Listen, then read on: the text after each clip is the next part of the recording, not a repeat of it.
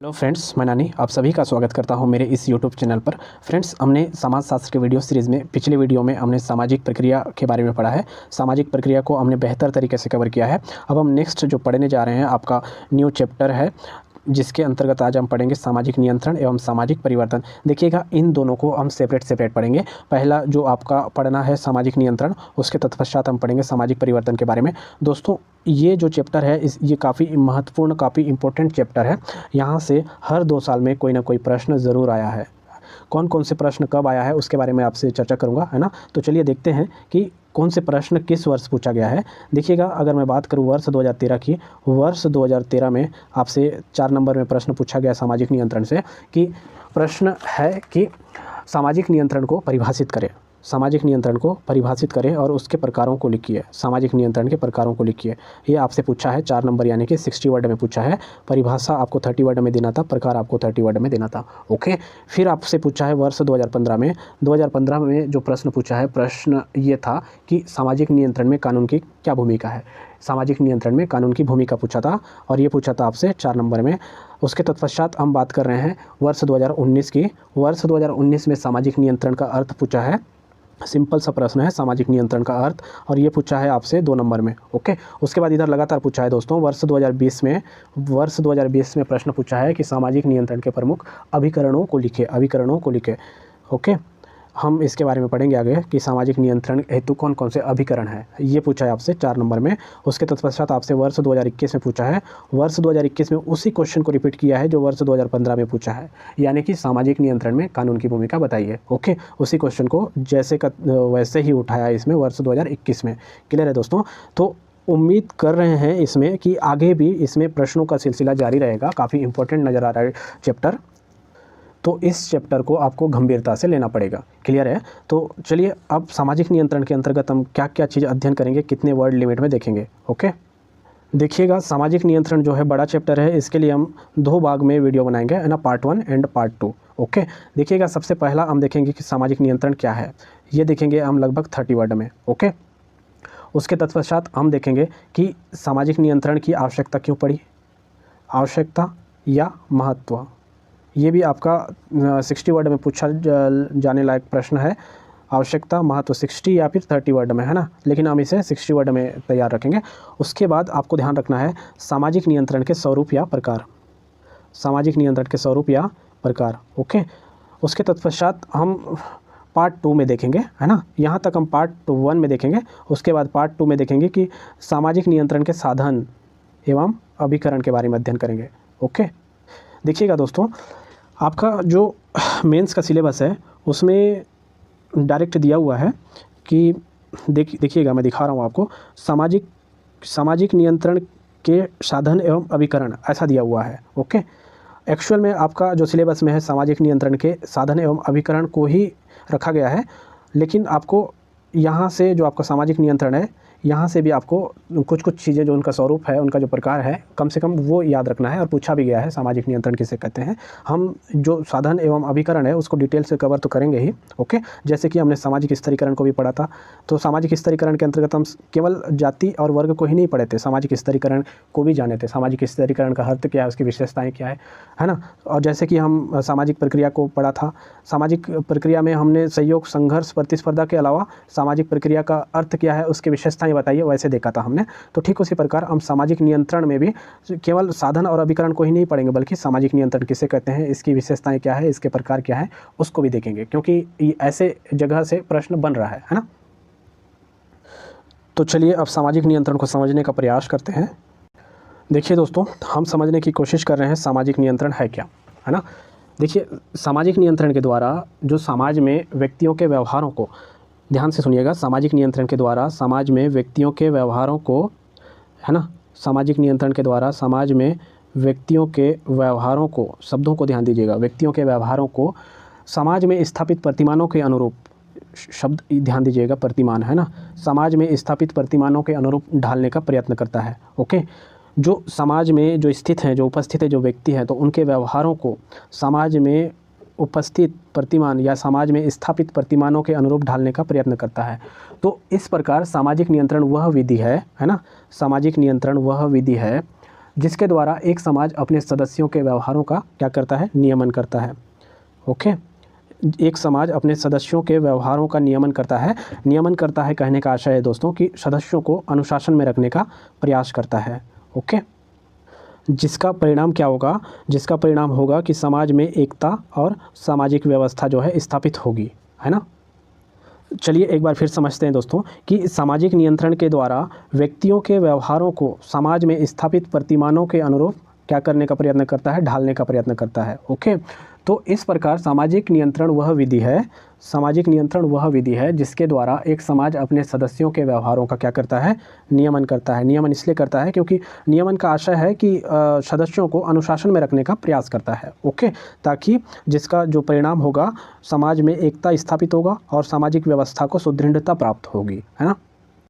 उम्मीद कर रहा हूँ दोस्तों आपको समझ आया होगा। और एक तरीका है समझने का इसको कि जो समाज है ना, जो समाज है, समाज के प्रत्येक सदस्यों से क्या की जाती है, अपेक्षा की जाती है, समाज के प्रत्येक सदस्यों से अपेक्षा की जाती है कि वो निर्धारित तरीके से क्या करें, आचरण करें।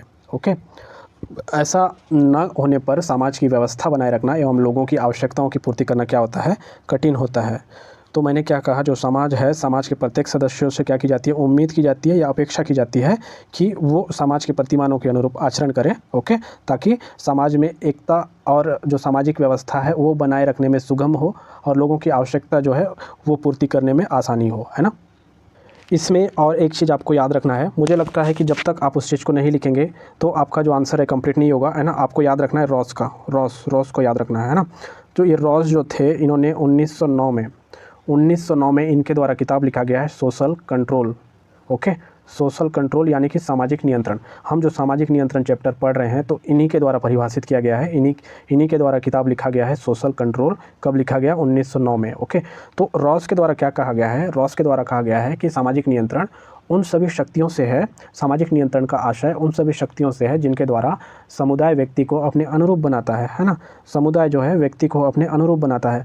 लेकिन हम अभी पढ़ रहे हैं कि समाज में स्थापित प्रतिमान, है ना, लेकिन उन्होंने समुदाय की बात की है। समुदाय जो है व्यक्ति को अपने अनुरूप बनाता है। ये जो आपका अभी हम इसके संबंध में पीडीएफ में जो परिभाषा दिया हुआ है उसको देखेंगे तो उस चीज़ को दिमाग में बैठाइएगा, है ना, ठीक रहेगा। रॉस का जो परिभाषा है अगर उसको याद कर पाएंगे सामाजिक नियंत्रण जो आपका चैप्टर है इसके लिए, क्योंकि ये जो चैप्टर है यहाँ से हर दूसरे साल में कोई ना कोई प्रश्न अवश्य पूछा है, तो इस लिहाज से आपको ये याद रखना है, काफ़ी इंपॉर्टेंट है।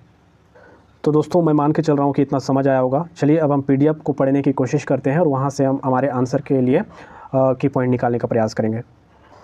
चलिए देखते हैं, देखिएगा सामाजिक नियंत्रण, है ना। सामाजिक नियंत्रण, सामाजिक नियंत्रण के द्वारा व्यक्तियों के व्यवहारों को समाज के स्थापित प्रतिमानों के अनुरूप ढालने का प्रयत्न किया जाता है। इस प्रकार सामाजिक नियंत्रण वह विधि है जिसके द्वारा एक समाज अपने सदस्यों के व्यवहारों का नियमन करता है। ओके, रॉस के अनुसार, जो मैं आपको बता रहा था, रॉस के अनुसार सामाजिक नियंत्रण का तात्पर्य उन शक्तियों से है जिनके द्वारा समुदाय व्यक्ति को अपने अनुरूप बनाता है। ये वाला परिभाषा को जहन में बिठाइएगा, क्योंकि आप रॉस का जो परिभाषा है इसको लिखेंगे तो आपका आंसर कंप्लीट हो जाएगा, क्योंकि जो सामाजिक नियंत्रण किताब है रॉस के द्वारा ही लिखा गया है।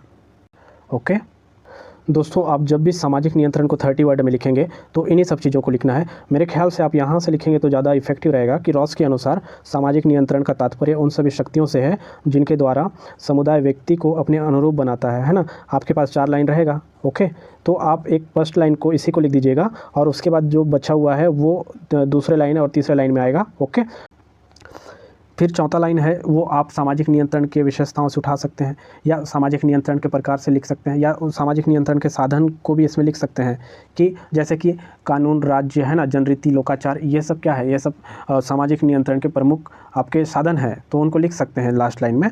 ओके, पर एक बात ध्यान रखिएगा, कभी भी आपको स्पेस को भरना रहता है परिभाषा में तो सबसे पहला जो महत्व दोगे आप विशेषताओं को महत्व दीजिएगा ना। विशेषताओं से आपको पॉइंट उठा के स्पेस को भरना है। क्लियर? चलिए अब सामाजिक नियंत्रण की विशेषताओं को पढ़ते हैं। देखिए दोस्तों, सामाजिक नियंत्रण की जो विशेषता है इसको लगभग हमें 60 वर्ड में तैयार रखना है। ओके, 60 वर्ड बनने लायक प्रश्न है। चलिए सबसे पहला जो विशेषता है उसको पढ़ेंगे। इसमें ये लिखा है कि सामाजिक नियंत्रण में व्यक्ति से अपेक्षा की जाती है कि सामाजिक प्रतिमानों के अनुरूप आचरण करे, जैसे कि हमने परिभाषा में देखा था। फिर उसके बाद इसमें दूसरा लाइन दिया हुआ है कि सामाजिक नियंत्रण समाज में संगठन एवं एकरूपता पैदा करता है, संगठन एवं एकरूपता पैदा करता है। और इसके 3 स्तर बताया गया है ना। सामाजिक नियंत्रण के 3 स्तरों पर, सामाजिक नियंत्रण 3 स्तरों पर होता है। ओके, पहला जो आपका स्तर है, देखिएगा सामाजिक नियंत्रण जो है 3 स्तर पर होता है। पहला जो आपका जो स्तर है ना, समूह का नियंत्रण किस पर होगा? समूह पर होगा। ओके, समूह का नियंत्रण समूह पर होगा। और दूसरा जो नियंत्रण है वो समूह का व्यक्तियों पर नियंत्रण होगा। ओके, और तीसरा जो नियंत्रण है व्यक्तियों का नियंत्रण किस पर होगा? व्यक्तियों पर होगा। क्लियर? इसका 3 स्तर बताया गया है। पहला समूह का नियंत्रण समूह पर, समूह का नियंत्रण व्यक्तियों पर, व्यक्तियों का नियंत्रण व्यक्ति पर। ओके, उसी चीज़ को इसमें आगे लिखा गया है, समूह का नियंत्रण समूह पर, समूह का व्यक्ति पर नियंत्रण। ओके, तीसरा दिया है आपका व्यक्तियों का व्यक्तियों पर नियंत्रण। क्लियर? ओके दोस्तों, अगर आपको मान लो कि एक ही लाइन में लिखना है तो आप इस चीज़ को ना भी लिखेंगे तो कोई दिक्कत नहीं। आपको बस ये लिखना है कि सामाजिक नियंत्रण समाज में संगठन एवं एकता पैदा करता है तथा सामाजिक नियंत्रण 3 स्तरों पर होता है। ओके, देखिएगा नेक्स्ट विशेषता जो है, सामाजिक नियंत्रण से सामाजिक संबंधों में स्थिरता एवं एकरूपता आती है। देखिएगा इसमें सामाजिक संबंधों में बोला है और हमने ऊपर पढ़ा है कि सामाजिक नियंत्रण जो है समाज में संगठन एवं एकरूपता पैदा करता है। इसमें क्या है? सामाजिक संबंधों में भी स्थिरता एवं एकरूपता आती है। इस लाइन को ध्यान रखिएगा, है ना। चलिए फिर नेक्स्ट पढ़ते हैं। सामाजिक नियंत्रण से तनाव एवं संघर्ष को खत्म कर सहयोग स्थापित किया जाता है। सामाजिक नियंत्रण से तनाव एवं संघर्ष को खत्म कर सहयोग स्थापित किया जाता है ना। सामाजिक नियंत्रण का उद्देश्य यही है कि सुसमाज की स्थापना हो, है ना। तो तनाव और संघर्ष को कम करना है और सहयोग को बढ़ावा देना है ताकि सुसमाज स्थापित हो, है ना। फिर नेक्स्ट 5वां विशेषता है कि सामाजिक नियंत्रण के लिए दंड एवं पुरस्कार दोनों विधियों का उपयोग किया जाता है। ओके, जो नियम नहीं मानता है तो उनके लिए दंड का प्रयोग किया जाता है, और जो नियम मानता है उनको पुरस्कार दिया जाता है ना। जो सकारात्मक कार्य करता है समाज में उनको पुरस्कार दिया जाता है, और सकारात्मक समाज जो सकारात्मक कार्य जो करते हैं तो उनसे समाज जो है प्रेरणा लेती है। क्लियर? तो दोस्तों, इस प्रकार संपूर्ण समाज जो है एकता एवं व्यवस्था को बनाए रखने हेतु लोगों के व्यवहार का क्या करता है? नियमन करता है। ओके, चलिए देखते हैं इसमें। तो इसमें उसी चीज़ को लिखा गया है, इस प्रकार संपूर्ण समाज एकता और व्यवस्था को बनाए रखने में लोगों के व्यवहार का नियमन करता है। तो इस तरीके से ये आपका 5 पॉइंट्स हैं सामाजिक नियंत्रण की विशेषताओं में। ओके, लगभग 60 वर्ड कवर करेगा। कभी अगर आपसे 30 वर्ड में पूछा जाएगा तब भी पर्याप्त पॉइंट है ना। 60 वर्ड से ऊपर तो पूछेगा नहीं। ओके, चलिए देखते हैं नेक्स्ट, सामाजिक नियंत्रण की आवश्यकता एवं महत्व, है ना। आपसे आवश्यकता पूछे तो इन्हीं पॉइंट्स को लिखना है, महत्व पूछे तो भी इन्हीं पॉइंट्स को लिखना है। देखिएगा सबसे पहला जो पॉइंट है, सामाजिक संगठन में स्थिरता।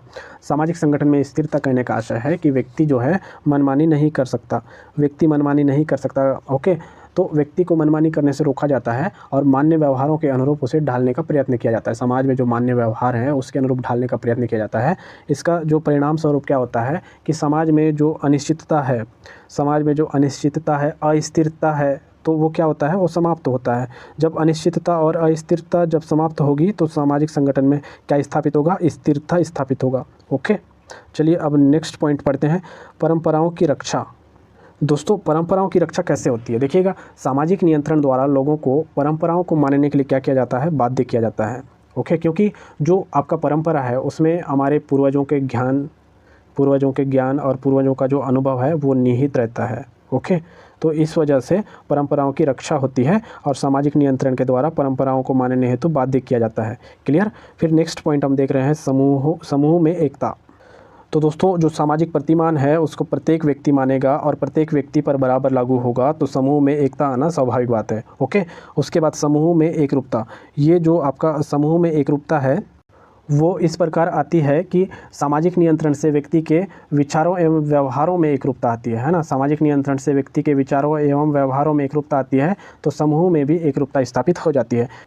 नेक्स्ट आवश्यकता है सहयोग, है ना। सामाजिक नियंत्रण अगर स्थापित होगा तो सहयोग की भावना पैदा होगी, है ना, और सहयोग से ही सामूहिक लक्ष्य की क्या होती है? प्राप्ति होती है। क्लियर? नेक्स्ट पॉइंट हम देख पा रहे हैं, सामाजिक सुरक्षा। देखिएगा, समूह में एकता स्थापित होगा और समूह में एकरूपता स्थापित होगा तो सामाजिक सुरक्षा भी स्वाभाविक रूप से स्थापित होगा सामाजिक नियंत्रण से, है ना। नेक्स्ट पॉइंट हम देख पा रहे हैं, व्यक्तिगत व्यवहार पर नियंत्रण। व्यक्तिगत व्यवहार पर नियंत्रण कहने का आशय है कि व्यक्ति के जो स्वच्छंद व्यवहार हैं, जो व्यक्ति के जो स्वच्छंद व्यवहार हैं एवं उनके जो मनमानी करने पर रोक लगा दी जाती है। ओके, तो दोस्तों इस तरीके से अगर सामाजिक नियंत्रण की आवश्यकता को 30 वर्ड में पूछेगा तो आपको इन पॉइंट्स को लिखना है। ओके, चलिए दोस्तों नेक्स्ट पढ़ते हैं सामाजिक नियंत्रण के स्वरूप या प्रकार के बारे में, है ना। ये जो है आपका वर्ष 2013 में पूछा गया है कि सामाजिक नियंत्रण को परिभाषित कीजिए एवं प्रकार को लिखिए। तो प्रकार को आपको 30 वर्ड में लिखना था। जब आपसे 30 वर्ड में पूछा गया था तो आपको सिर्फ इसका जो की पॉइंट्स हैं जैसे चेतन एवं अचेतन, प्रत्यक्ष और अप्रत्यक्ष, ऐसा सिर्फ की पॉइंट को ही लिखना था आपको पॉइंट पॉइंट करके, है ना। तो यहाँ पे जैसे 7 से 8 जो प्रकार दिए गए हैं तो आप इतने प्रकारों को की पॉइंट ही लिखेंगे तो आपका 30 वर्ड भर जाएगा उसमें, है ना। दोस्तों इसमें हम विभिन्न तरह के प्रकार को पढ़ने जा रहे हैं। तो देखिएगा क्या है, प्रत्येक समाज में नियंत्रण की व्यवस्था होती है ना। प्रत्येक समाज में नियंत्रण की व्यवस्था होती है। तो सभी समाजों में इसके स्वरूपों एवं प्रकारों में क्या पाई जाती है, भिन्नता पाई जाती है। उसका कारण क्या है, उसका कारण यह है कि सामाजिक संबंधों की प्रकृति, सामाजिक दशा, व्यक्तिगत व्यवहार, ये सब में क्या पाई जाती है, ये सब में भिन्नता पाई जाती है। ओके, तो चलिए अब हम देखते हैं कि सामाजिक नियंत्रण के कौन कौन से स्वरूप हैं। देखिएगा सबसे पहला जो स्वरूप है आपका चेतन एवं अचेतन नियंत्रण। ओके, चेतन एवं अचेतन नियंत्रण। देखिएगा दोस्तों दैनिक जीवन में जो मनुष्य का व्यवहार है उसको 2 भागों में विभाजित करके देखा जाता है। पहला जो है आपका चेतन और दूसरा जो है आपका अचेतन व्यवहार। ओके, चेतन और अचेतन। ओके, हम समझ रहे हैं दोस्तों पहला जो प्रकार है चेतन एवं अचेतन नियंत्रण को। तो पहला हम देख रहे हैं इसमें चेतन, दूसरा अचेतन। ओके, जो दैनिक जीवन है, दैनिक जीवन के व्यवहार को 2 भागों में बांट सकते हैं, चेतन और अचेतन। तो चेतन के अंतर्गत जो है कुछ व्यवहार ऐसे होते हैं जिसे निभाने में मनुष्य को क्या रहना पड़ता है, सचेत रहना पड़ता है। और इसके में आपका जो है आपका चेतन व्यवहार में जो है त्रुटि की गुंजाइश नहीं रहती है। ओके, क्योंकि वो सचेत रहता है, इस वजह से त्रुटि की गुंजाइश नहीं रहती। अगर मैं आपको उदाहरण दूं तो एक क्लर्क अपनी ऑफिस में बॉस की कुर्सी में नहीं बैठता है, उन्हीं कुर्सियों पर बैठता है जहां क्लर्क को क्या करना चाहिए, बैठना चाहिए। क्लियर, क्योंकि ये सचेत रहता है। ओके, उसके बाद हम अचेतन को समझने की कोशिश करते हैं। तो अचेतन में जो व्यवहार है वो हमारे मस्तिष्क में क्या हो चुकी है, स्थायी हो चुकी है। जब हम अचेतन व्यवहार को करते हैं तो इसे सोचना नहीं पड़ता है। ओके, ये जो है आपका स्वतः हो जाता है। क्लियर, चलिए दूसरा आपका जो नियंत्रण का प्रकार है उसे देखने की कोशिश करते हैं।